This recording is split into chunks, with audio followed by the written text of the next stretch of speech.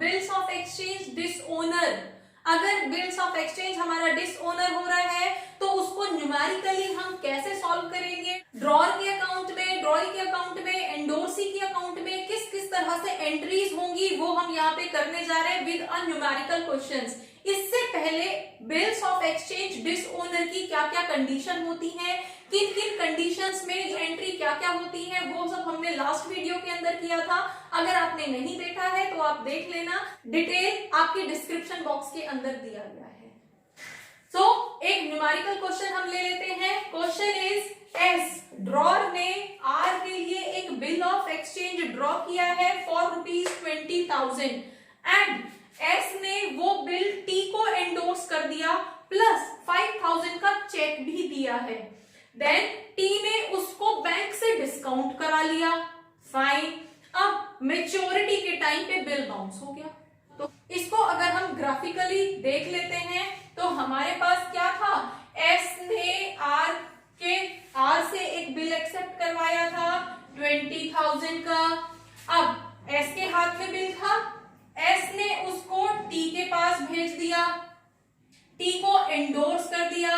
अब एंडोर्स तो कर दिया, क्या क्या एंडोर्स किया, बिल ऑफ एक्सचेंज एंडोर्स कर दिया प्लस 5,000 का चेक भी दे दिया।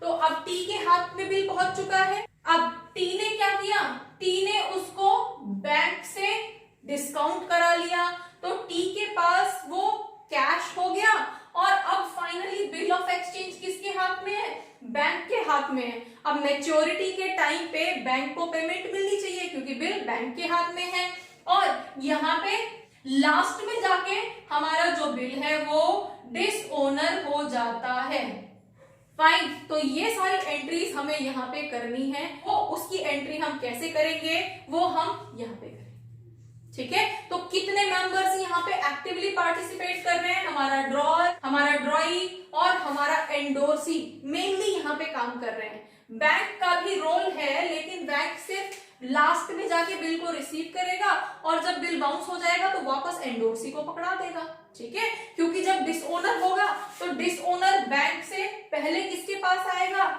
एंडोर्सी के पास, और एंडोर्सी से बिल किसके पास जाएगा, ड्रॉअर के पास, और ड्रॉअर से वापस लायबिलिटी कहां पे आएगी, ड्रॉई के पास। जिस सीक्वेंस में बिल गया था उसी सीक्वेंस में वापस भी आएगा क्योंकि बैंक ड्रॉई को नहीं जानता, ये एंडोर्सी ड्रॉई को नहीं जानता।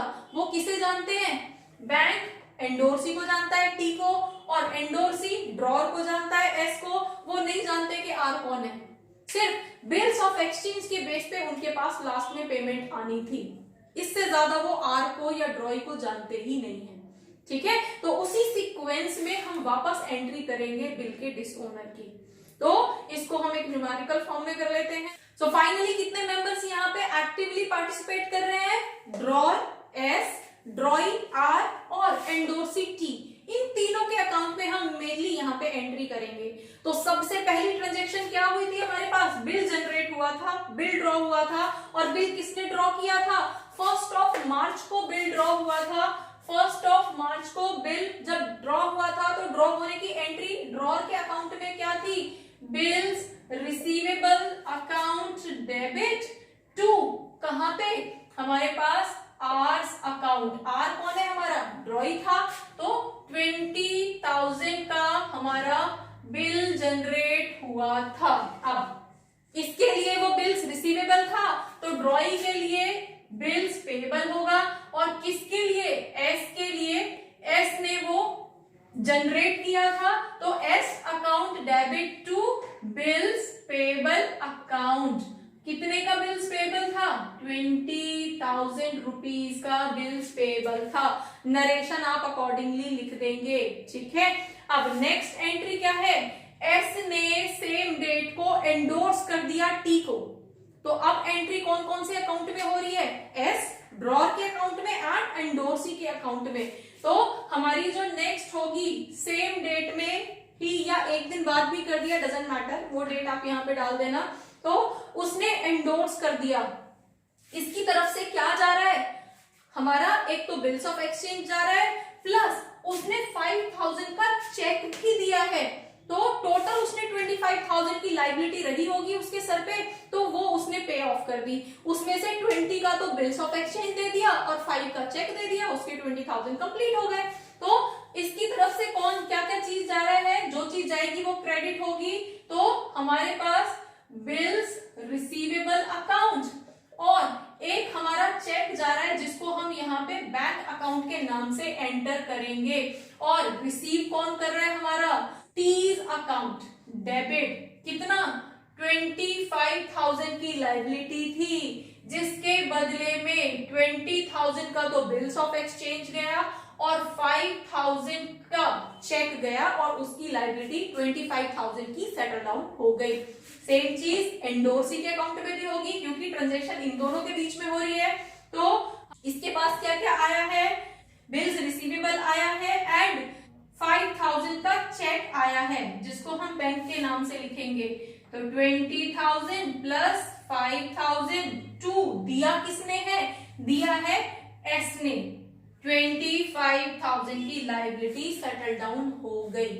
नाउ अब टी ने क्या किया है, टी ने उस बिल को बैंक से डिस्काउंट करा लिया। तो डिस्काउंट किस रेट से कराया है, 6% पर एनम। तो पहले हम डिस्काउंट के चार्जेस निकाल लेते हैं कितने रहे। उसका बिल कितने का था, 20,000 का बिल था, 6% पर एनम का इंटरेस्ट था और कितने मंथ्स के लिए था, 3 मंथ्स के लिए था ना बिल, उसको 3 मंथ्स वेट करना है। तो 3 डिवाइडेड बाय 12, तो हमारे पास यहाँ पे क्या आ जाएगा, 300 रुपीज का उस पे डिस्काउंटिंग चार्जेस लग गया है।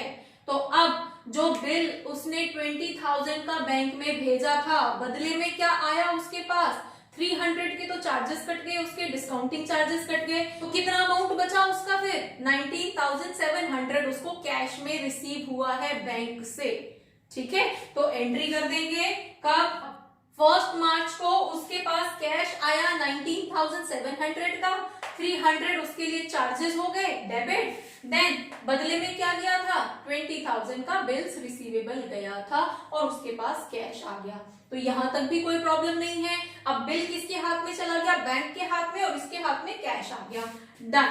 अब 3 मंथ्स तक बैंक वेट कर रहा है कि जब मेच्योरिटी डेट होगी तब ड्रॉई आर पेमेंट करेगा। लेकिन जैसे ही मेच्योरिटी डेट आई वैसे ही आर ने पेमेंट करने से मना कर दिया, वो पेमेंट नहीं कर पा रहा है। तो हमारा बिल बाउंस हो गया या हमारा बिल जो है वो डिसऑनर हो गया। अब इस केस में क्या करेंगे, अब हमारे पास क्या होगा, सबसे पहले तो बैंक किसको वापस करेगा, बैंक एंडोर्सी को वापस करेगा। एंडोर्सी नहीं दिया था ना बैंक को, तो बैंक किसको वापस करेगा, एंडोर्सी को। और एंडोर्सी क्या रिकॉर्ड करेगा, एंडोर्सी के पास जहां से आया था वो उसके ऊपर लाइबिलिटी डालेगा, है ना। और एंडोर्सी के पास कहां से आया था, ड्रॉर से आया था। तो इसके अकाउंट में 3 मंथ्स के बाद, और 3 मंथ्स के बाद डेट क्या होगी हमारी, 1 मार्च थी। तो after 3 months 1 April, then 1 May and 1 June. और 1 जून में आप प्लस 3 डेज कर देते हो तो आपका 4 जून डेट होगी।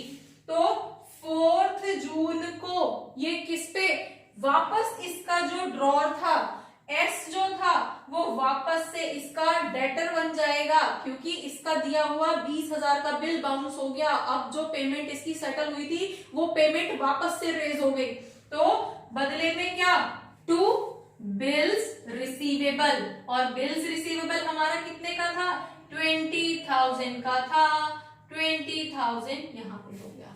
और अगर बाउंस होने के कुछ चार्जेस लगे होते, सपोज 200 चार्जेस लगे होते, तो वो 200 हम यहाँ पे प्लस कर देते और वो एंट्री हमारी यहाँ पे होती बी आर, बिल्स रिसीवेबल 20,000 का प्लस नोटिंग चार्जेस हैं, यहाँ पे ही आ जाता 2 नोटिंग चार्जेस 200, और फाइनली ए के ऊपर लायबिलिटी कितने की आ जाती, 2200 की। समझ आया नोटिंग चार्जेस का रोल क्या है। अब टी ने तो सेटल कर दिया, एंडोर्सी ने वापस लायबिलिटी किस पे डाल दी, इस पे डाल दी, ड्रॉर पे डाल दी। तो ड्रॉर अब अपने अकाउंट में क्या एंट्री करेगा, 4 जून को। ड्रॉर भी तो अपने पास नहीं रखेगा, ड्रॉर के पास कहां से आया था, ड्रॉर के पास यहां से आर से आया था। तो अब जो ड्रॉई है वो ड्रॉई इसके लिए डेटर है और जो एंडोर्सी है वो उसके लिए क्रेडिटर है। आर से उसको रिसीव करने हैं और टी को उसे पे करने हैं।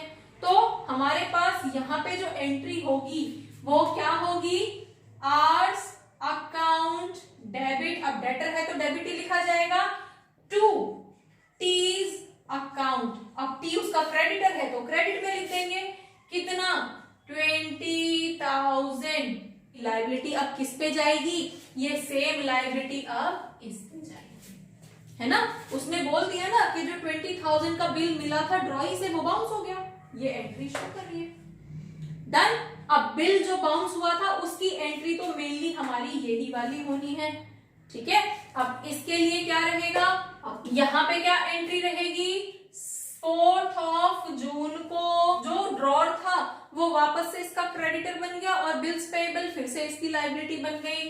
तो यहाँ पे क्या हो जाएगा, bills payable account debit to, अब ये इसको किसको पे करना है, इसको ड्रॉर को पे करना। ड्रॉर क्या है, एस था, एस अकाउंट, कितना 20,000 रुपीज। और अगर नोटिंग चार्जेस होते तो यहाँ पे बिल्स पेएबल 20,000 का, नोटिंग चार्जेस अकाउंट डेबिट 200 और फाइनली एस को कितना पेमेंट करना होता, 2200 पे करना होता, ठीक है। तो हमारा जो बिल है वो उसी सीक्वेंस में वापस आएगा। बैंक ने एंडोर्सी को वापस किया, एंडोर्सी ने ड्रॉर को वापस लौटा दिया, ड्रॉर ने वापस आर को लौटा दिया। इस तरह से हमारी एंट्रीज होंगी। तो होपफुली बिल दिस ओनर की एंट्री किस तरह से की जाती है ये आपको समझ आया होगा। For more keep watching, keep learning. Thank you.